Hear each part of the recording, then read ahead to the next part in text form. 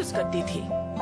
क्योंकि मैंने प्रॉमिस किया था अपनी नन्ही सी जान से कि मैं उसकी पूरी रक्षा करूंगी। पानी और कपड़ा लगातार यूज करने से शिशु की नाजुक त्वचा छिल सकती है। इसीलिए बेबी लोशन युक्त Johnson's baby skin care wipes जो कोमलता से त्वचा की सफाई करे।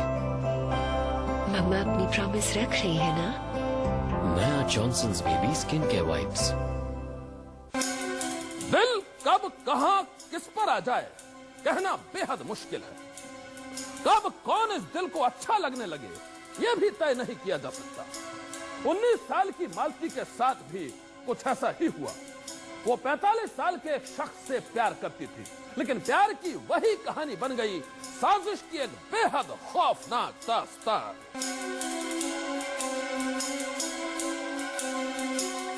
बिजनौर पुलिस को 12 नवंबर को मिली थी मालती नाम की एक लड़की की लाश।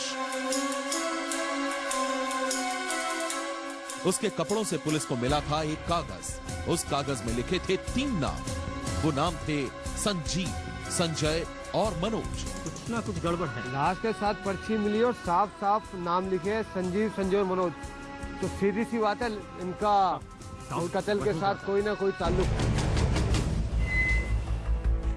पुलिस ने तीनों को हिरासत में लेकर पूछताछ की तो उन तीनों ने बताया कि उनका मालती के कत्ल से कोई लेना देना नहीं है। जांच में पुलिस को उन तीनों की बातों पर यकीन भी हो गया। मालती के कातिल तक पहुंचने के लिए पुलिस ने उसके मोबाइल की कॉल डिटेल खंगाली। कॉल डिटेल से पुलिस को पता चला कि आखिरी बार मालती की एक नंबर पर बात हुई थी। पुलिस ने उस नंबर की जांच की तो पता चला कि वो नंबर 45 साल के राकेश नाम के एक शख्स का है। पुलिस ने राकेश के बारे में पता किया तो मालूम चला कि राकेश का मालती के घर अक्सर आना जाना था। राकेश मालती के पिता का दोस्त था। इस बात की जानकारी मिलते ही पुलिस की शक की सुई राकेश की ओर घूम गई।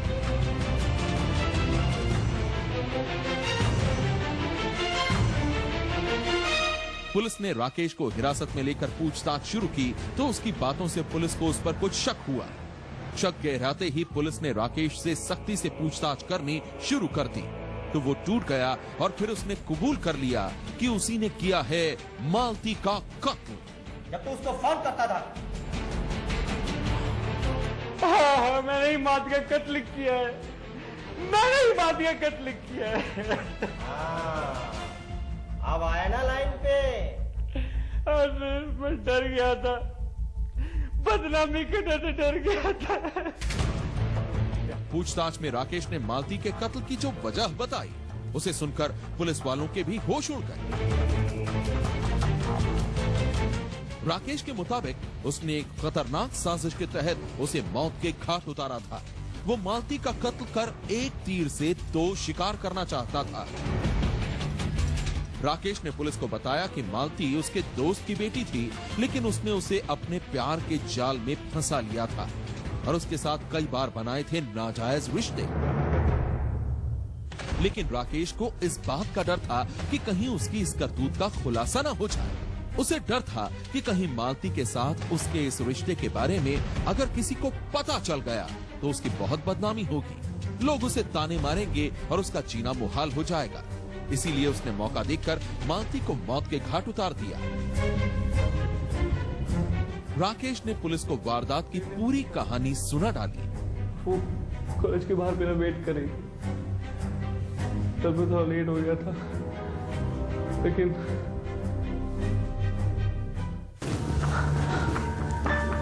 छोड़ो मुझे।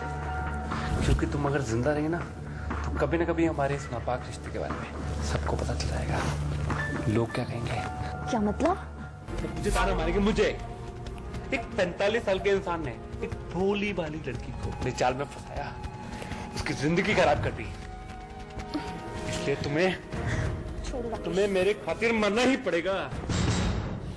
मेरी खातिर मरना ही होगा।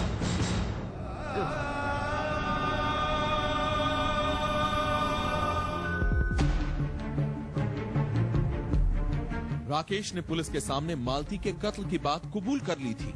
उसने पुलिस को बताया कि बदनामी के डर से उसने मालती को मौत के घाट उतार दिया था। अब पुलिस के सामने सबसे बड़ा सवाल था मालती के कपड़ों से मिलने वाले कागज पर लिखे 3 नामों के बारे में जानना। पुलिस ने जब राकेश से इस बारे में पूछा तो उसने बताया कि उसी ने कागज पर संजीव, संजय और मनोज के नाम लिखकर मालती के कपड़ों में छिपा दिया था। राकेश ने बताया कि वो तीनों उसके अच्छे दोस्त हैं, लेकिन वो उन्हें मालती के कत्ल के इल्जाम में फंसाना चाहता था। इसलिए उसने कागज पर उनके नाम लिखकर मालती के कपड़ों में डाल दिया था ताकि पुलिस उन तीनों को गिरफ्तार कर ले। लेकिन पुलिस के सामने अहम सवाल ये था कि राकेश आखिर क्यों अपने 3 दोस्तों को मालती के कत्ल के इल्जाम में फंसाना चाहता था। इसका जवाब राकेश के पास ही था। उसने पुलिस को बताया कि उसने अपने तीनों दोस्त संजीव, संजय और मनोज से 3 साल पहले 50,000 रुपए उधार लिए थे, लेकिन वो उनके रुपए नहीं लौटा पा रहा था। लिहाजा उसने रच डाली एक तीर से 2 शिकार की साजिश। पहले राकेश ने बदनामी के डर से मालती का कत्ल किया और फिर एक कागज में अपने 3 दोस्तों संजीव, संजय और मनोज का नाम लिखकर उसके कपड़ों में छुपा दिया। राकेश को यकीन था कि जैसे ही पुलिस की नजर कागज के टुकड़े पर पड़ेगी, वो संजीव और संजय के साथ ही मनोज को भी गिरफ्तार कर लेगी और इस तरह वो उनके रुपए लौटाने से बच जाएगा। वो इसलिए कि राकेश को लगता था कि जेल जाने के बाद उसके तीनों साथी उसी से अपने केस की पैरवी करवाएंगे और उस पैरवी के बदले वो उनसे अपने उधार की रकम माफ करवा लेगा। के पीछे 2 उद्देश्य इसके थे। एक तो ये कि दूर के रिश्ते में था, उम्र का लंबा अंतर था, रास्ते से हटाना। और दूसरी बात ये थी कि कुछ पैसे संजय, संजीव और मनोज वर्मा नामक व्यक्तियों ने लिया था, जिनको किसी तरह से इसकी हत्या का उत्तरदायी ठहराकर फिर उनसे पैसे वसूलना, उनकी पैरवी के लिए, ये इसका उद्देश्य था। राकेश के इस खुलासे को सुनकर पुलिस वाले भी हैरान रह गए। उसके दोस्तों के पैरों तले जमीन ही खिसक गई। एक बार की तो उन्हें यकीन ही नहीं हुआ कि राकेश महज 50,000 रुपयों के लिए ऐसी घिनौनी चाल चल सकता है। लेकिन राकेश के एक बालिया बयान के बाद उसकी साजिश से पर्दा उठ चुका था। 7-8 महीने से मेरी इससे बात थी और उसने एक तो ये मनोज, संजीव, संजय इन्होंने पैसे लिए थे। उनके पैसे लेने की वजह से, पैरवी की वजह से मैंने इसका ऐसे अंजाम दिया और मैं पीछा छुड़ाना चाह रहा था। बार बार आने की और पैसों की डिमांड कर रही थी। राकेश का चेहरा बेनकाब होने के बाद मालती के घर वाले भी सन्न रह गए। वो इसलिए क्योंकि उन्हें तो कभी इस बात पर शक ही नहीं हुआ कि राकेश मालती के साथ ऐसा घिनौना खेल खेल रहा था। मालती की मौत के बाद उसने उसके घर जाकर घड़ियाली आंसू भी बहाए थे, जिन्हें देखकर तो कोई भी इस बात पर भरोसा नहीं कर सकता था कि उसी ने किया है मालती का कत्ल। सनसनी के लिए बिजनौर से सरफराज खान की रिपोर्ट।